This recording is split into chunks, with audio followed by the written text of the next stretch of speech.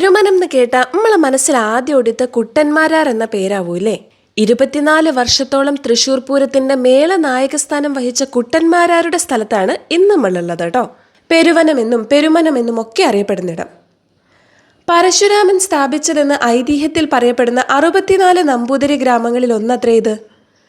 തൃശൂർ ജില്ലയിലെ ചേർപ്പ് പഞ്ചായത്തിലാണ് പെരുവനം. പുരു മഹർഷി തപസ് അനുഷ്ഠിച്ചതിനെ തുടർന്ന് ഇത് പുരുവനമായെന്നും പിന്നീട് കാലക്രമേണ ഇത് പെരുവനം എന്നും പെരുമനം എന്നും ഒക്കെ അറിയപ്പെടാൻ തുടങ്ങിയെന്നൊക്കെയാണ് കഥ.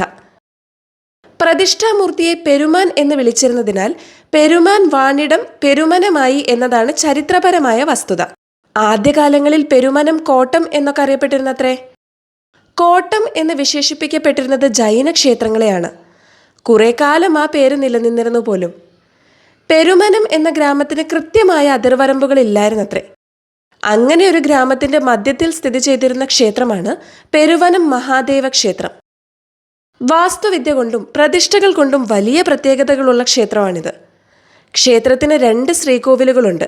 ഇവയിൽ ഒന്നിൽ വിഗ്രഹം ഒരേ പീഠത്തിൽ സ്ഥാപിച്ച ഇരട്ട ലിംഗങ്ങളുടെ രൂപത്തിലാണ്. ഇത് അർദ്ധനാരീശ്വരനെ പ്രതിനിധാനം ചെയ്യുന്നത്രേ. പെരുമനത്തെ പൂരക്കാഴ്ചകളും കെങ്കേമമാണ്.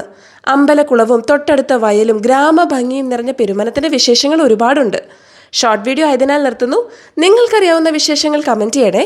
അപ്പം ശരി, അടുത്ത വീഡിയോയിൽ കാണാം.